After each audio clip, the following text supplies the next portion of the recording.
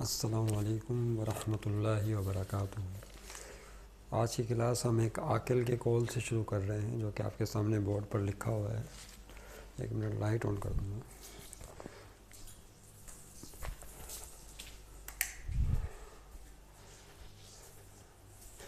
जी, गुमनाम आकिल का कॉल।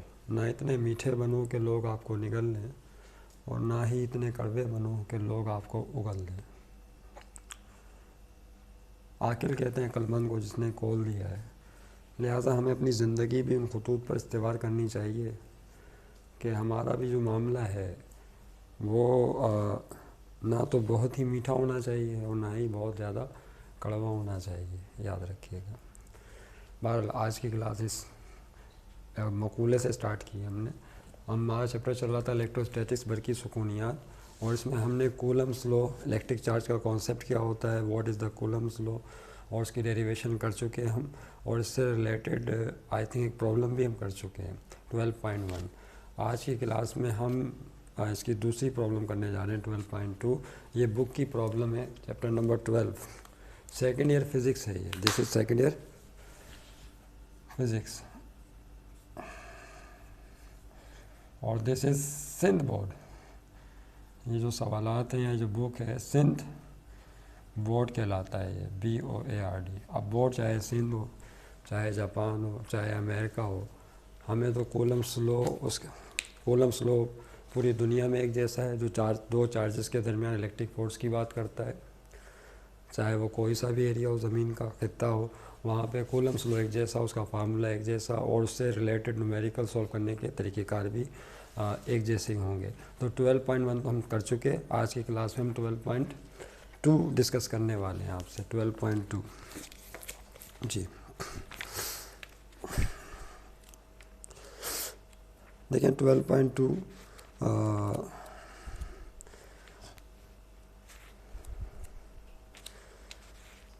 ये 2 पॉइंट चार्जेस के हवाले से है। 12 मैं आपके सामने क्वेश्चन पढ़ रहा हूँ। 2 पॉइंट चार्जेस से पहले कि हम इस क्वेश्चन को लिखें, ठीक है, इसको मिटा देते हैं। इस पर गौर कीजिएगा सब कि इसका क्या मतलब है। ये हमारे सेंटर का नाम लिखा हुआ है और उसका वो भी लिखा हुआ है, नंबर भी।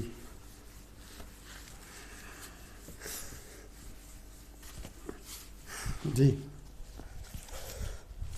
Yes please. देखिए, कूलम्स लॉ का ताल्लुक पहले समझने क्या था कि अगर 2 पॉइंट चार्जेस हो, एक Q1 और दूसरा Q2 हो, उनके दरमियानी फासला R हो, तो दोनों पॉइंट चार्जेस के दरमियान या तो दफ़ा की क़ुव्वत होती है, फोर्स ऑफ रिपल्जन होती है, या फोर्स ऑफ अट्रैक्शन होती है। अगर सेम चार्जेस हों तो रेपल होगी, अपोजिट चार्जेस होंगे तो अट्रैक्शन होगी। तफसील से गुफ्तगू हम गुज़श्ता वीडियोज़ में करते रहे आपसे। फिर कूलम्स लॉ की डेरिवेशन में हमने देखा था कि इनके दरमियान जो फोर्स, इलेक्ट्रिक फोर्स है, चाहे वो रिपल्जन की हो या अट्रैक्शन की, उसका फार्मूला था सादा फार्मूला के Q1 Q2 अपॉन R²। तो क्या यहाँ पे कूलम कांस्टेंट था, R डिस्टेंस था चार्जेस के दरमियान, Q1 और Q2 कौन थे, मैग्नीट्यूड ऑफ द चार्जेस थे। देखें इससे रिलेटेड अब अगला सवाल बुक का क्वेश्चन 12.2 करने वाले हैं हम लोग। Question number 12.2। और ज़ाहिर क्वेश्चन तो बोर्ड पे नहीं लिख सकते, डेटा ही बनाएंगे, जाहिर सी बात है। कह रहे हैं 2 point charges 1 exponent -4 and -1 exponent -4 coulomb. दो चार्जेस हैं जिनमें एक पॉजिटिव है और एक निगेटिव। हमें कैसे पता चला एक पॉजिटिव और एक निगेटिव है? तो 1 के साथ कोई साइन नहीं तो पॉजिटिव होगा, दूसरे चार्ज के साथ 1 के साथ माइनस साइन है तो ये निगेटिव होगा। तो देखें जो पहला चार्ज है Q1, that is 1 exponent -4 coulomb. Charge का यूनिट कूलम है, बाज़ औक़ात सिर्फ C लिख देते हैं, बाज़ औक़ात कूलम पूरा लिख देते हैं, या COUL भी लिख सकते हैं। ये पॉजिटिव है, दिस इज़ Q1 चार्ज। और second charge Q2 is -1 exponent -4 coulomb. उसका भी मैग्नीट्यूड यही है, लेकिन साइन माइनस में, इसका मतलब है कि ये नेगेटिव चार्ज है, ये पॉजिटिव है और ये नेगेटिव है। Yes, are place at a distance of 40 centimetre from each other. वो एक दूसरे से 40 सेंटीमीटर की दूरी पर है। तो ये distance between the charges area, इस डिस्टेंस को आप x से या d के नामों से शो कर सकते हैं। तो हम d से शो कर देते हैं, that is 40 centimetre. This is the distance between point charges. आगे कह रहे हैं a charge of 6 exponent -5 coulomb. एक तीसरा चार्ज 6 एक्सपोनेंट -5 कूलम का तीसरा चार्ज Q3 पढ़ते जाएं लिखते जाएं। 6 एक्सपोनेंट -5 कूलम का भी जाहिर इसका कोई साइन नहीं तो क्या मानी जाएगी, प्लस, इसका मतलब है पॉजिटिव चार्ज है। 6 एक्सपोनेंट -5 कूलम का इज प्लेस्ड मिड वे, उसको बिल्कुल बीचों बीच रख दिया जाता है, बिटवीन देम, दोनों चार्जेस Q1 और Q2 के बिल्कुल बीच में Q3 चार्ज को रख दिया जाता है। कह रहे हैं what is the magnitude and direction of force on it. बताइए Q3 चार्ज पर अमल करने वाली जो फोर्स होगी उसका मैग्नीट्यूड क्या होगा, Q3 पर अमल करने वाली फोर्स। तो फोर्स ऑन Q3 यानी मैग्नीट्यूड बताना उसका क्या होगा, और दूसरी एक चीज़ और बतानी है, डायरेक्शन क्या होगी फोर्स की, डायरेक्शन ऑफ फोर्स भी बतानी है, किस जानी फोर्स अमल करेगी, डायरेक्शन ऑफ फोर्स यानी Q3 पर तो फोर्स अमल करेगी लेकिन उसकी डायरेक्शन किस तरफ होगी, लेफ्ट पर होगी, राइट पर होगी। ये सवाल को थोड़ा सा और समझते हैं। देखिए सूरत हाल ये, कूलम कांस्टेंट की वैल्यू तो सब जानते हैं कि कूलम कांस्टेंट कहलाता है। याद रखिएगा कि जो है कूलम कांस्टेंट है इसकी वैल्यू फिक्स है, that is 9 exponent 9 newton metre square पर कूलम स्क्वायर। आइए सवाल को थोड़ा सा डायग्राम से समझते हैं, डायग्राम दोबारा बनाते हैं इसका। सूरत हाल ये है कि यहाँ पे एक चार्ज, 2 पॉइंट चार्जेस है Q1 और उसके साथ एक और पॉइंट चार्ज है डेट इज़ Q2, और दोनों के मैग्नीट्यूड दे दी, प्लस में और एक माइनस में मैग्नीट्यूड भी दिए हुए, तो एक ये पॉजिटिव है एंड दिस इज़ नेगेटिव। अब क्या होता है कि इनके बिल्कुल बीचों बीच आप एक तीसरा पॉइंट चार्ज रख देते हैं, या तीसरा चार्ज जिसका मैग्नीट्यूड है 6 एक्सपोनेंट -5 कूलम, Q3 से शो किया है, बिल्कुल सेंटर में रख दिया उसे। तो यहाँ पे सेंटर में एक तीसरा चार्ज आ जाता है डेट इज़ Q3। अब देखें याद रहे कि दोनों चार्जेस का जो दरमियानी फासला है वो कितना है, बोलिए। जो Q1 चार्ज है और Q2 चार्ज, इनका जो दरमियानी फासला है दैट इज़ 40 सेंटीमीटर। ये क्वेश्चन में गिवन है, दिस इज़ व्हाट 40 सेंटीमीटर।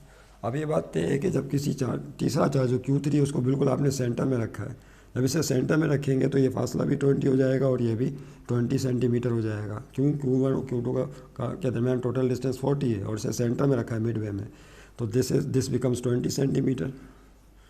ये डिस्टेंस 20 सेंटीमीटर हो जाएगा और Q2 और Q3 का दरमियानी फासला भी 20 सेंटीमीटर हो जाएगा। तो Q1 Q3 का दरमियानी फासला 20 हो जाएगा और Q2 और Q3 का दरमियानी फासला भी 20 हो जाएगा।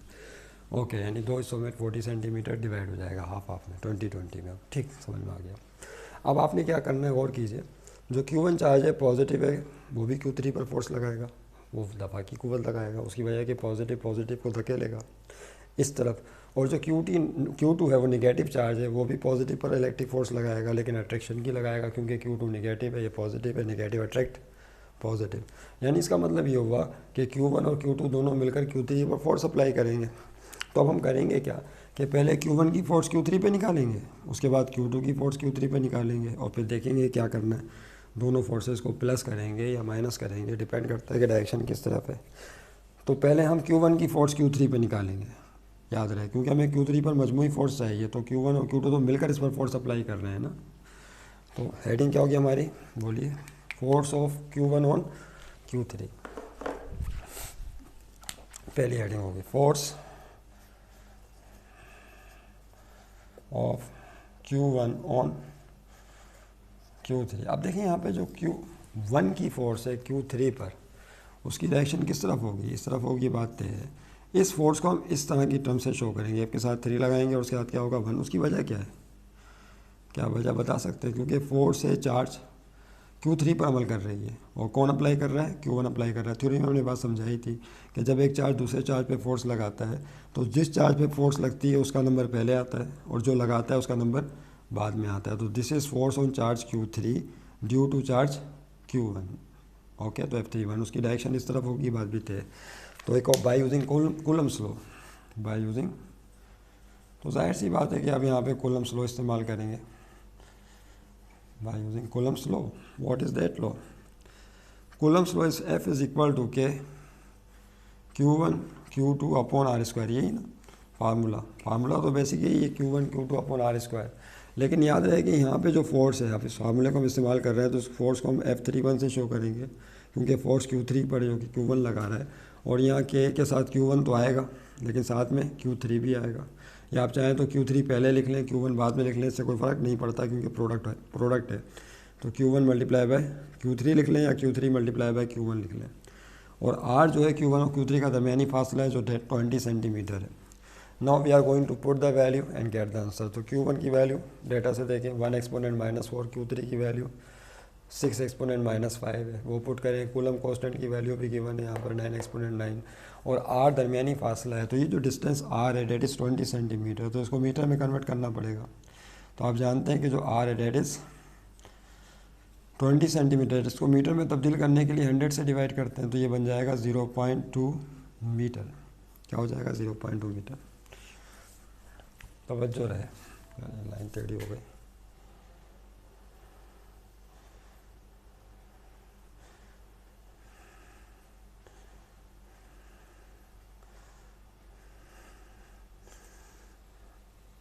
जी F31 ये फोर्स चार्ज Q3 पर निकाल लें जो Q1 लगा रहा है कि 9 exponent 9 multiply Q1, what is the value of Q1 की वैल्यू 1 एक्सपोनेंट -4, फिर मल्टीप्लाई बाय Q3 की वैल्यू है, यहाँ देखो Q3 की वैल्यू 6 एक्सपोनेंट -5 है, 6 एक्सपोनेंट -5, प्लस में प्लस लिखते नहीं है, अपोन में R² है। R की जगह क्या आएगा वहाँ पे? डिस्टेंस के दरमियान 0.2 है, और ऊपर कौन? स्क्वायर। अब देखिए क्या हो जाएगा, ये फोर्स आप मालूम कर रहे हैं Q3 की Q1 की Q3 पर फोर्स निकालना है। अब जाहिर सी बात है कि यू मस्ट यूज़ कैलकुलेटर है। 9 एक्सपोनेंट 9 मल्टीप्लाई करें उसे 1 एक्सपोनेंट -4 से, 6 एक्सपोनेंट -5 से डिवाइड करें 0.2 के स्क्वायर से। ये जवाब आपने कैलकुलेटर के ज़रिए एक ही हाथ में सॉल्व करना है, और जो जवाब आएगा फाइनल, यानी पहले मल्टीप्लाई कर लें और फिर डिवाइड कर लें। कैलकुलेटर में एक्सपोनेंट का ऑप्शन भी होता है, स्क्वायर का ऑप्शन भी होता है, सारे ऑप्शन मौजूद होते हैं। आजकल तो कैलकुलेटर वैसे ही जदीद आ गए। तो आपने यहाँ पे सिर्फ क्या लिखना है? इसका आंसर लिखना है जो भी आएगा। तो सॉल्व करने पर जो इसका आंसर आएगा वो सिर्फ आपने यहाँ पे फीड कर देना है, याद रहे। वो है 1350 न्यूटन। क्या होगा बोलिए?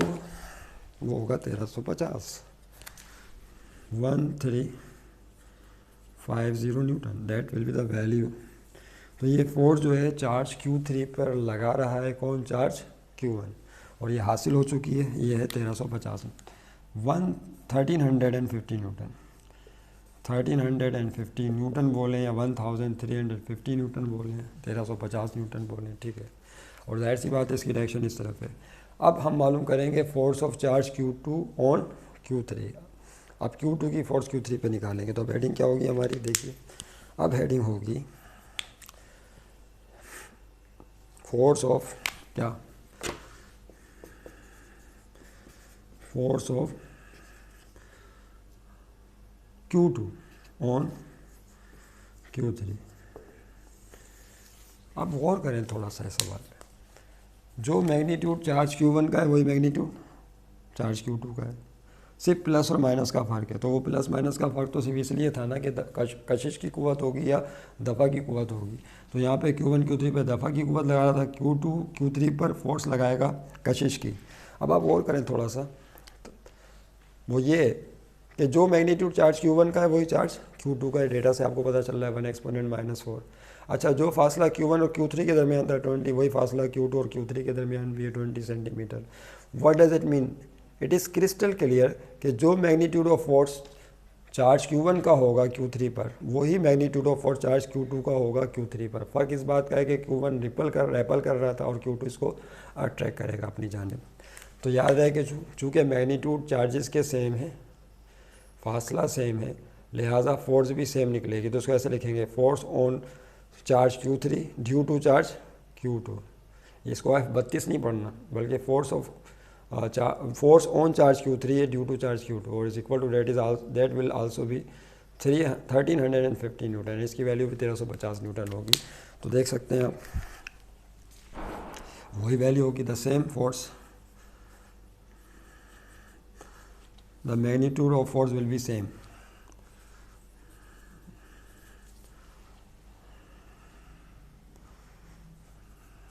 Of Q2 on Q3, Q2 की फोर्स Q3 पर सेम होगी। क्या होगी बताइए? वही होगी जो भी बताया कि चार्ज Q3 पे फोर्स है 2 की, तो F32 लिखेंगे तो इट इज़ 1350 न्यूटन। डायरेक्शन जो है इसी की तरफ होगी, Q2 अपनी तरफ अटैक करेगा। ओके, अब बता सकते हैं कि टोटल फोर्स कितनी होगी। अब मैं पूछा था फोर्स ऑन Q3 पे बताएं, यानी दोनों मिलकर टोटल फोर्स कितनी लगाएंगे, तो दोनों को प्लस कर लेंगे। अब जाहिर सी बात है क्या करना पड़ेगा, दोनों को ऐड करना पड़ेगा ना भाई, इन दोनों को प्लस कर लें। क्यों? क्योंकि जब दो वेक्टर एक ही डायरेक्शन में अमल कर रहे हो तो उनका रिजल्टेंट मालूम करने के लिए दोनों क्वांटिटीज़ को प्लस किया जाता है, ऐड किया जाता है, बशर्ते कि दोनों वेक्टर क्वांटिटीज़ एक ही डायरेक्शन में लग रही हो। मिसाल के तौर पर दो अफराद कार पर धक्का लगा रहे हैं, एक 1350 न्यूटन की फोर्स लगा रहा है, दूसरा भी उतनी ही फोर्स लगा रहा है, लेकिन चूँकि दोनों की डायरेक्शन सेम है लिहाजा टोटल फोर्स के लिए दोनों को प्लस कर लेंगे। अच्छा, अगर डायरेक्शन अपोजिट होती, एक लेफ़्ट पे लगा रहा होता फोर्स और दूसरा राइट पे लगा रहा होता, तो अब अगर डायरेक्शन अपोजिट हो जाए फोर्सेस की तो उनका रिजल्टेंट मालूम करने के लिए एक फोर्स में से दूसरी फोर्स को माइनस करते हैं, बड़ी फोर्स में से छोटी फोर्स को निकालते हैं। अब यहाँ पे तो दोनों फोर्स फर्ज कर लें, दोनों तरफ फोर्सेस सेम हो, अपोजिट डायरेक्शन में 1350 और रिजल्ट क्या हो जाएगा, ज़ीरो हो जाएगा। लेकिन ये तब होगा जब डायरेक्शन क्या होगी, अपोजिट होगी। यहाँ पे तो डायरेक्शन सेम है, दोनों मिलकर एक ही डायरेक्शन में फोर्स लगा रहे हैं, Q1 Q3 पर रेपल कर रहा है इस डायरेक्शन में, और Q2 Q3 को इसी डायरेक्शन में अट्रैक्ट कर रहा है।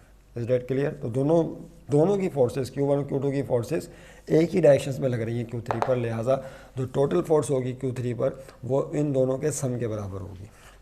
नई लाइन से लिखिए, द नेट फोर्स, अच्छा मिटाना पड़ेगा इसे, क्या लिखेंगे, या रिजल्टेंट फोर्स भी कह सकते हैं, the resultant force, magnitude of resultant force on Q3। Yes, उस रिजल्टेंट फोर्स को आप चाहें तो सिर्फ ऐसे शो करते हैं, वो बराबर है force on charge Q3 due to charge Q1 plus force on charge Q3 due to charge Q2। 3 पर 1 की फोर्स और 3 पर 2 की फोर्स, चार्ज Q2 की फोर्स, दोनों को प्लस कर लें तो देख सकते हैं कि क्या होगा, 1350 प्लस 1350। अब इन दोनों को प्लस कर लें तो देखिए क्या हो जाएगा, F इज़ इक्वल टू 1350 में 1350 प्लस करेंगे तो ये 2700 आ जाएगा, 2700 न्यूटन। तो this is the magnitude of resultant force required, that will be your answer. ये जवाब आ जाएगा, required magnitude of resultant force. क्या लिखेंगे, नहीं अगर आखिर में जवाब लिखने का एक कायदा होता है, रिक्वायर्ड मैग्नीट्यूड ऑफ फोर्स, या रिजल्टेंट फोर्स बोले आए, रिजल्टेंट फोर्स ही है ऑन Q3 चार्ज, यानी जो चार्ज Q3 है, जो मिड वे चार्ज रखा हुआ है बीच में, उस पर अमल करने वाली नेट फोर्स है। अब हमें मालूम करनी है क्या, एक और चीज़, अब हमें ये भी बताना है कि डायरेक्शन किस तरफ है। तो डायरेक्शन तो पता चल ही गया कि जो Q3 पर रिजल्टेंट फोर्स लग रही है, इन दोनों का मजमूई फोर्स है, उसकी डायरेक्शन निगेटिव चार्ज की तरफ होगी, पॉजिटिव चार्ज से किस तरफ होगी, निगेटिव चार्ज की तरफ होगी। तो ये बात तो डायग्राम से भी पता चल रही है और वैसे थ्योरी से भी समझ में आती है कि निगेटिव अट्रैक्ट करेगा अपनी तरफ, तो जाहिर चार्ज Q3 किस तरफ भागेगा, निगेटिव चार्ज की तरफ भागेगा ना। जब इसको यहाँ से धक्का मिलेगा, वहाँ से कशिश मिलेगी, तो इसी तरफ भागेगा, निगेटिव चार्ज की तरफ। लिहाजा जो डायरेक्शन होगी, डायरेक्शन, अब हेडिंग क्या आपकी, direction of force,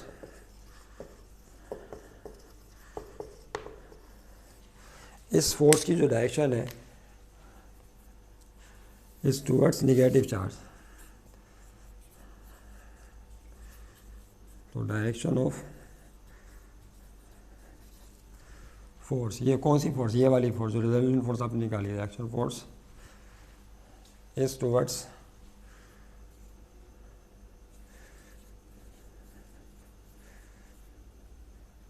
towards negative charge, जो निगेटिव चार्ज है उसकी जानिब होगी।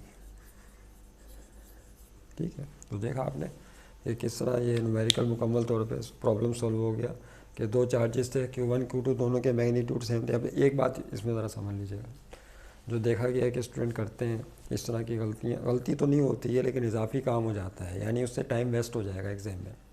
मिसाल के ऊपर उन्होंने Q1 की Q3 पर फोर्स निकाली, इस तरह हमने निकाली थी, F is equal to K Q1 Q3 upon R square, coulomb's law के ज़रिए निकाल ली थी। ठीक है, अब वो क्या करते हैं, आप Q2 की Q3 पर फोर्स निकालेंगे तो दोबारा कूलम्स लॉ लगाएंगे, फिर Q2 Q3 की वैल्यू पुट करेंगे, फिर डिस्टेंस आर की वही वैल्यू 20 सेंटीमीटर जो पहले पुट की थी पुट करके फिर सोल्व करेंगे, फिर दोबारा आखिर में वही जवाब आएगा 1350 जो पहले आया था।